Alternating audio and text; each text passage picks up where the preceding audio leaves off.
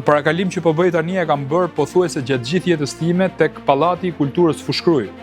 Këtu ku jemi tani, kjo skenë faktikisht ka nxjerrë shumë emra të fuqishëm në skenën kombëtare dhe ndërkombëtare. Një ndër emrat që luan sot në La Scala, që ka dalë nga kjo skenë është Enkeleda Kamani, talente të tjera si Semia Upaj, Keti Karaj, Enea Qerashi, Andi Stafuka, Beskallaku, Besmir Haliti, Albana Perhati, edhe unë e kam pasur fatin që për herë të parë të hikim këtë skenë në moshën 5 vjeçare. Këtu më është dashur që të trajtohem si auloni përballë profesorëve, ndërkohë në shtëpi ka qenë auloni përballë prindërve, ka qenë një marrëdhënie problematike e ngatruar dhe her pas here ngatronim rolet. Ndërkohë këtu kemi bërë provat gjenerale, kemi bërë me qindra koncerte, kanë qenë momente shumë emocionuese, kjo skenë ka falur shumë dashuri, shumë emocione, shumë momente pikante të jetës time. Rikthimi sot këtu është totalisht një emocion vete, është një moment i cili jo vetëm më emocionon, por më bën të jem akoma më i përgjegjshëm se si ka qenë arti në Fushkruj dhe si duhet jetë nga ana tjetër.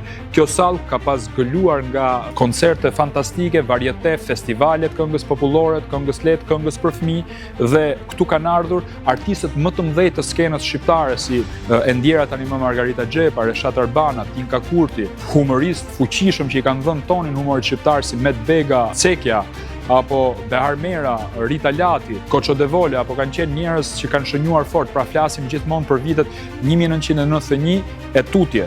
Keni parasysh që kjo sallë mbushej plot, mbi 400 ka pasur kapacitetin, ndërkohë biletat shiteshin atëherë dhe njerëzit qëndronin edhe në këmbë. Dyert e kinemas sa nuk shpërthenin nga furia e njerëzve për ndjekur artin dhe kulturën e këtij qyteti. Unë kam pasur fatin të jem konferencieri më i gjatë këtu në të skenë, duke drejtuar koncertet dhe festivalet edhe duke qenë një nga njerëzit që mbaja peshën e menaxhimit të një koncerti. Emra të tjerë që kanë shënjuar dhe kanë dalë nga kjo skenë është edhe Alfred Lela, një nga gazetarët më të mirë nga Fushkruja, Marcel Lela, vllai i tij, ka qenë konferencier tekstshkrues, njeri që ka dhënë kontribut, grupe shumë të rëndësishme të kërcimit, të hip-hopit, të një muzike e cila mori një zhvillim qytetin ton, ka pasur disa grupe qyteti Fushkrujës tilla, por pa diskutim edhe shumë element tjerë cilët do t'i kërkoja falje në rast se unë nuk do ja u përmend emrin sepse është një sfidë shumë e madhe. Kjo që kam marrë përsipër për të parë dhe për të evidentuar talentet që na kanë zbardhur faqen. Koncerte që janë transmetuar nga radio televizioni shqiptar kryesisht. Zemra sigur nuk na dilte nga vendi, një emocion jashtëzakonshëm.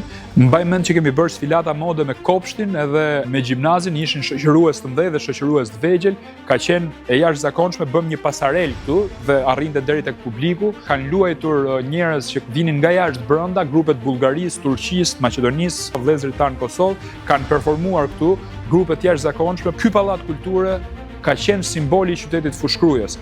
Pra keni kujdes, Fushkruja është e keq kuptuar. Fushkruja nuk është qyteti i Tritolit. Fushkruja është një qytet i mrekullueshëm, jemi qyteti i artit, po, qyteti që vizitoi George W. Bush, presidenti i Shtetit Bashkuar të Amerikës, Papa i Vatikanit ka qenë në Fushkruj dhe keni parasysh që jemi një nga qytetet që i kemi dhënë tonin Shqipërisë për sa i përket talenteve që kemi nxjerr. Jemi një qytet i keq kuptuar, jemi gjithmonë dhe kemi qenë në anën e mirë sepse kemi prodhuar talent dhe kemi qenë njerëz që e duam punën, e duam mundin, djersën, meritokracinë në këtë rast edhe njerëz që kanë dhënë kontributin e tyre që ky qytet të ngrihet dhe ta marrë emrin që i takon.